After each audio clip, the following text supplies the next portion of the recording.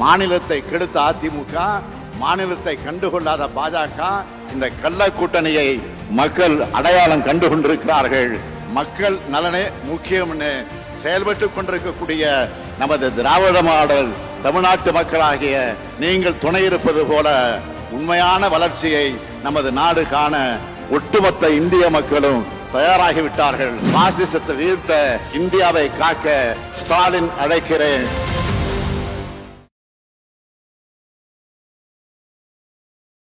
அதே போல இன்றைக்கு நமக்கு வரவேண்டிய நிதியை கேட்டு உச்சநீதிமன்றம் சென்றாக வேண்டிய கட்டாயத்திற்கு இன்றைக்கு நாம் தள்ளப்பட்டிருக்கிறோம். தேவையினால் இதற்காக அந்த சட்ட போராட்டத்தை நடத்துவதற்கும் தான் தயாராக இருக்கிறேன் என்பதைத்தான் நேற்றைய தினம் நெல்லை கன்னியாகுமரி பரப்புரை கூட்டத்திலே பேசும்போது நம்முடைய முதல்வர் அவர்கள் தெரிவித்தார். இடஒதுக்கீடு சமூக நீதி அப்படிங்கிறதோட அடிப்படை என்ன அப்படின்னா, நீ எதனால் உனக்கு வாய்ப்பு மறுக்கப்பட்டதோ அதை அடிப்படையாக வைத்து உனக்கு வாய்ப்பு அளிப்பது. இப்போ உதாரணத்துக்கு எல்லாரும் என்ன சொல்லுவாங்கன்னா, நீங்க தான் ஜாதி இல்லைன்றீங்க, நீங்க எதுக்காக ஜாதி சான்றிதழ் கொடுக்குறீங்கன்னு கேட்பாங்க. இதெல்லாம் முன்னை வாதம். பிஎஸ்சி பொறியியல் கல்லூரியில 5 ஆண்டுகள் படிக்கிறேன். என்னுடைய மனைவி அதே கல்லூரியில படிச்சாங்க. நான் படித்த அதே பிஎஸ்சி கல்லூரியில என்னுடைய மனைவி 1 ஆண்டு காலம் எனக்கு ஜூனியரா படித்தாங்க. நாங்கள் இருவரும் மனம் புரிந்து கோயம்புத்தூர்ல வாழ்ந்துட்டோம். அதனால நீங்க ஒரு விஷயத்தை புரிஞ்சுக்கணும், கோட்டா சிஸ்டத்துல அண்ணாமலை வரல, கோட்டா சிஸ்டத்துல அண்ணாமலை வரல. குறிப்பா இன்னொரு பேசுறாரு, வாரிசு அரசியலை பத்தி பேசும்போது ஒரு தகவல் சொல்றாரு, சௌமியா அன்புமணி அவங்க வாரிசு அரசியலிஸ்டே வர மாட்டாங்க, அவங்க பேரம் பேத்தி எடுத்துட்டாங்க அப்படின்னு ஒரு வரையறை செய்யறாரு. இது எப்படி புரிஞ்சுக்கிறது? அவங்க என்ன வந்தோடனே 24 வயசுல சீட்டு கேட்டாங்களா, 30 வயசுல சீட்டு கேட்டாங்களா, 35 வயசுல சீட்டு கேட்டாங்களா, இல்ல 50 வயசுல தான் சீட்டு கேட்டாங்க? அதே போலதான் நீங்க அப்படி வாரிசு என்றால் சௌமியா அன்புமணி பேரம்பேத்தி எடுத்துட்டாங்கன்னு கூட சொல்லல, அவர் பேத்திக்கு திருமணம் ஆகி விட்டதுன்னு சொன்னாரு. அது உடனடியாக இணையத்தில் அனைவரும் கிண்டல் செய்ய தொடங்கி விட்டார். அதற்கு பிறகுதான் அவர்களுக்கு குழந்தை பிறந்து அவர்களுடைய குழந்தைக்கு திருமணமாய் அந்த குழந்தைக்கு திருமணம் பிறந்து பாருங்க, சௌமியா ராமதாஸ் அன்புமணி அக்கா. அதன் பிறகு அரசியல் பண்ண இன்னைக்கு அவருடைய அடையாளத்தை தயவு செஞ்சு இந்த வாதி அரசியல் KN நேரு பையனையும் அவர்கிட்ட 2 ட்ரங்க் பெட்டி இருந்ததா என்ன இருந்ததுன்னா, அவர் இன்றைக்கு நேற்று தாக்கல் செய்த வேட்புமனுவோடு அவர் தாக்கல் செய்திருக்கக்கூடிய சொத்து பட்டியல் சொல்லும்.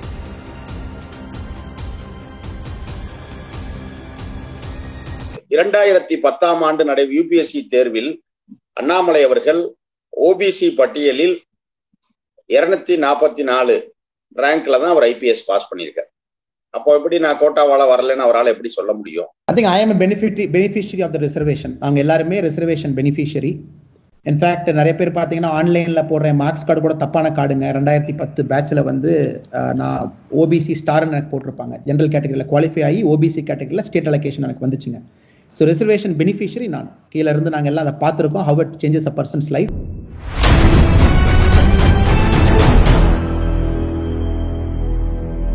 அறக்கழகம் பார்வையாளருக்கு வணக்கம். இன்னைக்கு நம்ம சந்திக்கிற மிக முக்கியமான அரசியல் விமர்சகர், வழக்கறிஞர் திரு வைரமுத்து அவர்கள். வணக்கம். வணக்கம். குறிப்பா இன்றைக்கு பெரிய பேசும் பொருளாமா இருக்குனாக்க பாஜக தவிர்க்க முடியாமல் இன்று பெரிய பேசும் பொருளா மாறிக்கொண்டு இருக்கிறது. அதை யாராலும் மறுக்க முடியாது என்று நம்புகிறேன். குறிப்பா இன்னைக்கு கோட்டா பத்தி குறிதா பேசுகிறேன். நான் படிச்சது இடஒதுக்கீட்டில் படிக்கவில்லை, என் குடும்பமும் படிக்கவில்லைங்கிற மாதிரியான ஒரு பயங்கரமான விஷயங்களை பேசியிருக்கிறார் அண்ணாமலை. குறிப்பாக கோயம்புத்தூரிலும் பல்வேறு விஷயங்களை தெரிவித்திருக்கிறார். முதற்கட்டமா இந்த பேச்சை எப்படி பாக்குறீங்க?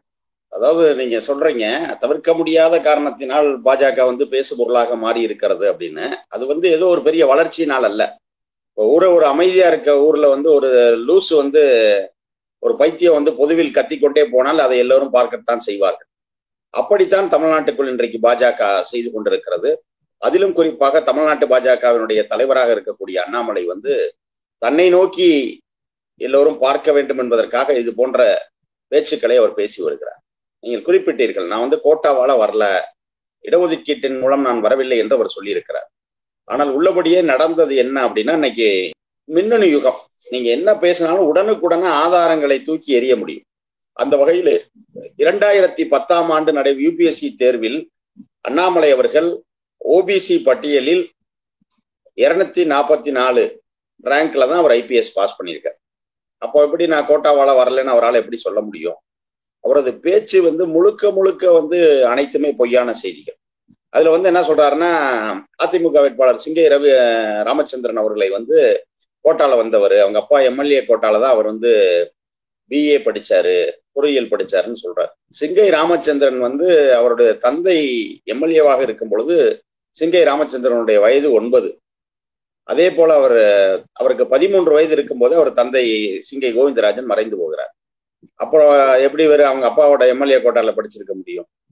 இப்படி பல செய்திகள். அவர் வந்து போகிற போக்கில் அள்ளி தெளிக்கிற அனைத்துமே பொய். அதே போல அன்றைக்கு கோவைக்கு தேர்தல் பொறுப்பாளராக அண்ணன் செந்தில் பாலாஜி அவர்களுடைய சிறையிலே இருக்கும் காரணத்தினால் இன்றைக்கு திமுகவிலே தேர்தல் பொறுப்பாளராக வந்திருக்கக்கூடிய திமுகவினுடைய தகவல் தொழில்நுட்பத்துறை அமைச்சரும் தொழில்துறை அமைச்சரும் தகவல் தொழில்நுட்பத்துறை அணி செயலாளருமான அண்ணன் டிஆர்பி ராஜா அவர்களையும் வந்து அதே தான் சொல்றாரு. இவருக்கு என்ன தகுதி இருக்கு, இவர் வந்திருக்காரு, முழுக்க முழுக்க அப்பா அதுல வந்திருக்காரு அப்படின்னு சொல்றாரு. அவருடைய கல்வி தகுதி இவருக்கு தெரியுமா?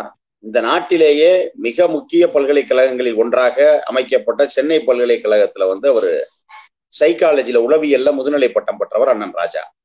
அது மட்டும் இல்ல, அவர் வந்து அதே உளவியலில் வந்து கவுன்சிலிங் தெரபின்னு சொல்லுவோம், எப்படி ஒருத்தருக்கு வந்து கவுன்சிலிங் கொடுக்கறது, சைக்காலஜி கவுன்சிலிங் கொடுக்கறதுன்னு, அதுல வந்து டாக்டரேட் பட்டம் பெற்றவர், முனைவர் பட்டம் பெற்றவர்.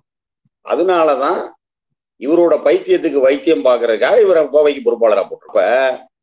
அது வந்து தேர்தல் முடிவில் வந்து அண்ணன் ராஜா அண்ணாமலைக்கு எப்படி வைத்தியம் பார்க்கிறாருங்கிறத நம்ம ஜூன் 4ஆம் தேதி தெரிந்துவிடும்.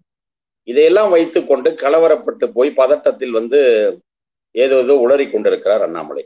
அப்போ அண்ணன் ராஜாவை பற்றி பேசுவதற்கு அண்ணாமலைக்கு என்ன தகுதி இருக்கிறது? இப்போ நீங்க கோட்டால வரல அப்படின்னா அந்த கோட்டாலவே பாஸ் பண்ணி ஐபிஎஸ்க்கு வந்துட்டு இன்றைக்கு நான் கோட்டாவில் வரவில்லை அப்படின்னு சொல்றதோ இல்லை இடஒதுக்கீட்டுக்கு எதிராக பேசுவது என்பதோ வந்து என்ன மாதிரியான மனநிலை?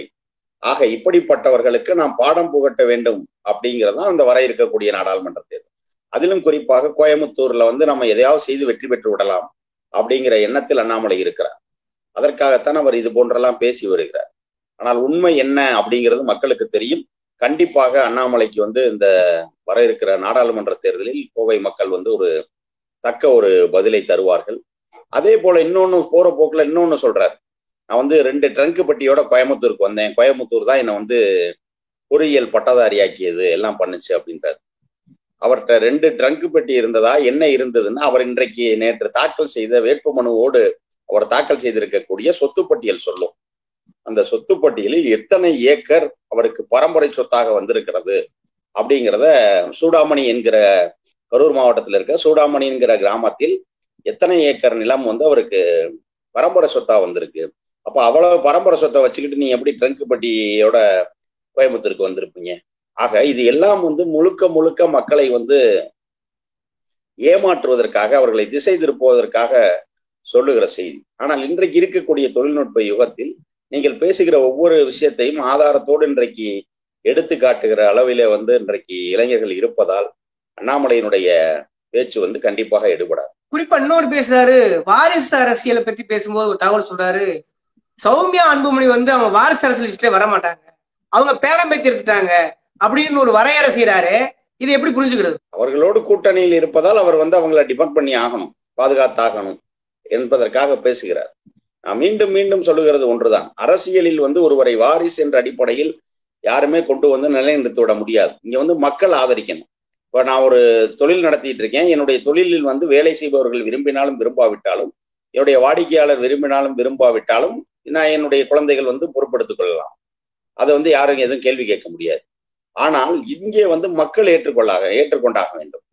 ஏன்னா மிகப்பெரிய தலைவர்களாக இருந்தவர்கள், அவர்களோட பிள்ளைகள் வந்து அடுத்த அரசியல்ல நிலைக்காமலே போயிருக்கிறார். ஆனால் அதே நேரத்தில் ஒருவருடைய உழைப்பு மட்டும்தான். இன்றைக்கு தலைவர் கலைஞருடைய மகன் என்பதால் மட்டும் தளபதி மு.க. ஸ்டாலின் இன்றைக்கு முதல்வராகிவிடவில்லை. அவருடைய உழைப்பு என்பது ஒரு 45 ஆண்டு கால உழைப்பு தான் அவரை இன்றைக்கு தமிழ்நாட்டினுடைய முதல்வராக்கியதை தவிர, தலைவர் கலைஞர் மகன் அப்படின்னா ஏதோ ஒரு ஓரிரவிலே கூட அவர் வந்திருக்க முடியும், யாரும் எதுவும் கேள்வி கேட்க முடியாது. ஆனா அவர் அப்படி வரவில்லை. அதே போலத்தான் இங்கே இருக்கக்கூடிய எல்லா தலைவர்களும். அதே போலத்தான் நீங்க அப்படி வாரிசு என்றால் சௌமியா அன்புமணி வந்து பேரம்பேத்தி எடுத்துட்டாங்கன்னு கூட சொல்லல, அவர் பேத்திக்கு திருமணம் ஆகிவிட்டதுன்னு சொன்னாரு. அது வந்து உடனடியாக இணையத்தில் அனைவரும் வந்து கிண்டல் செய்ய தொடங்கி விட்டார். அதற்கு பிறகுதான் வந்து அதை வந்து அப்படியே அவங்க வந்து இது பண்ணிட்டாங்க, மாத்திட்டாங்க, பேரம்பேத்தி எடுத்திருக்காங்க அப்படின்னு சொல்லி.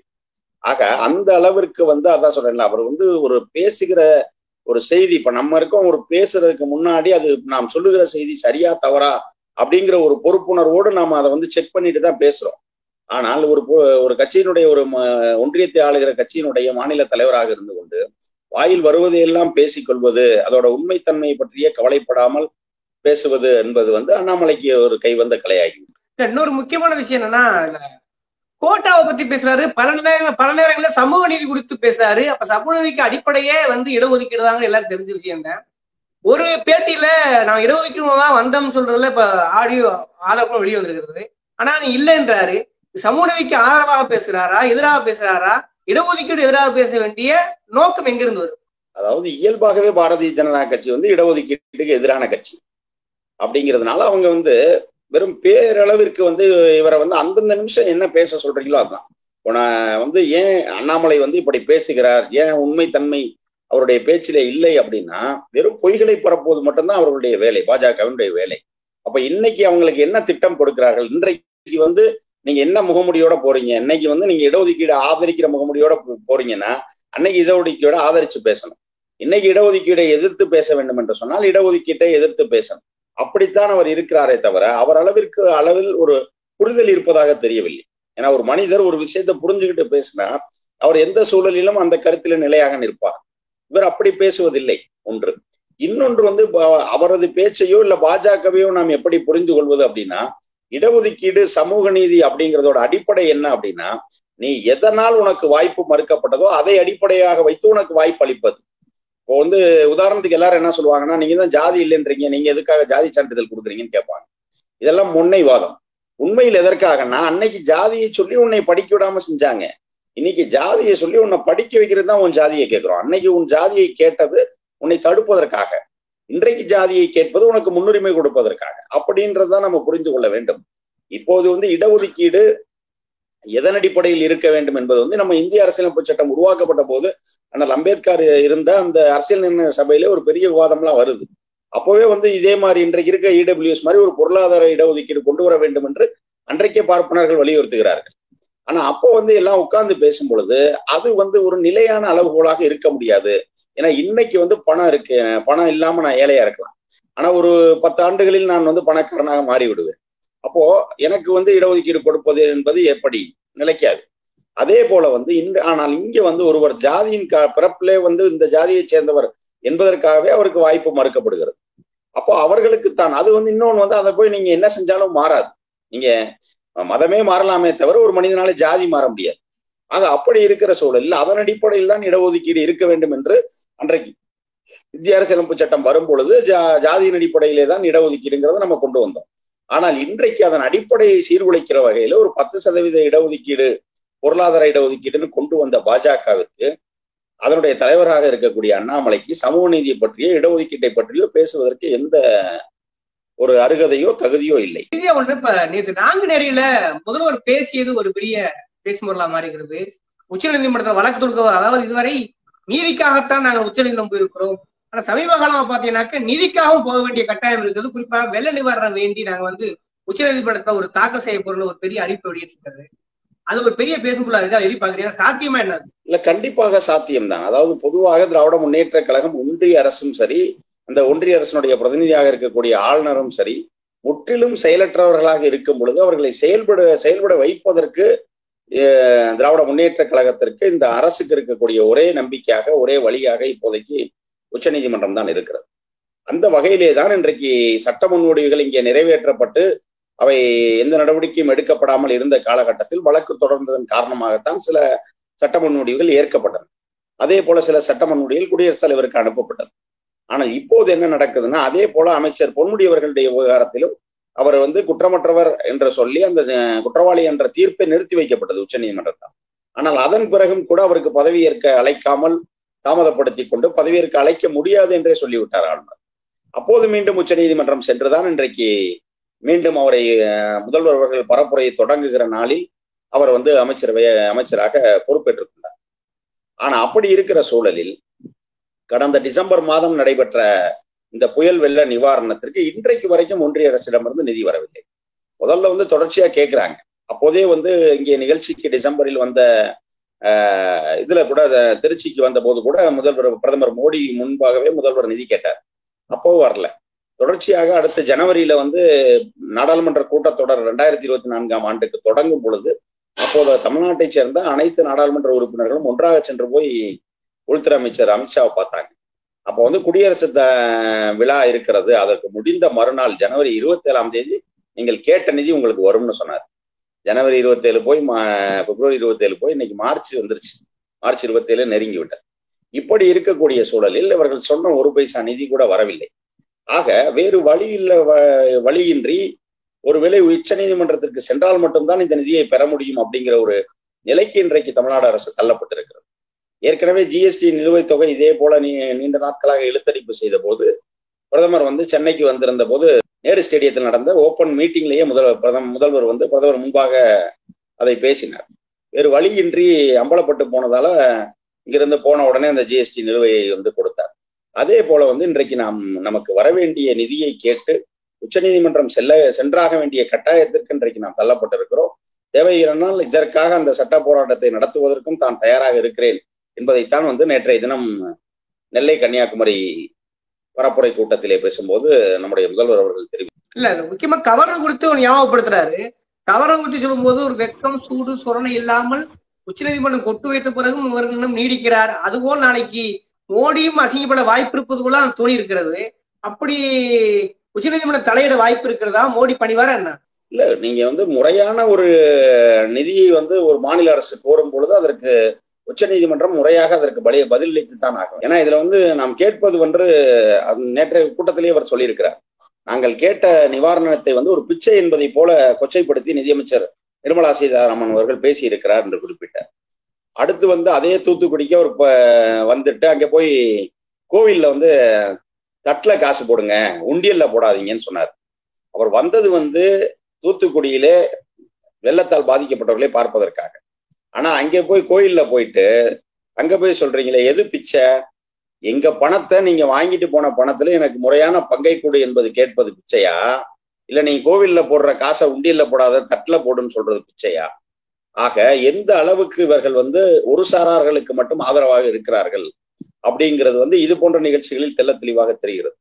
அப்போ வேறு வழியின்றி நம்முடைய முறையாக நமக்கு கிடைக்க வேண்டிய உரிமைக்காக நீதிமன்றத்திற்கு நாம் செல்லும் பொழுது உச்ச நீதிமன்றம் கண்டிப்பாக அதை வந்து பரிசீலித்து விட்டு அதற்கு, ஏன்னா இப்ப நீங்க ஒரு குழு வந்து பார்க்குது, ஒன்றிய அரசினுடைய குழுவே வந்து பார்த்து வெள்ளச்சேதங்களை மதிப்பிடுவதற்காக சென்னையை சுற்றியுள்ள பகுதிகளில் வரும் பொழுது அப்போதைய பாதுகாப்புத்துறை அமைச்சர் வந்து ராஜ்நாத் சிங் வந்துட்டு போனார்.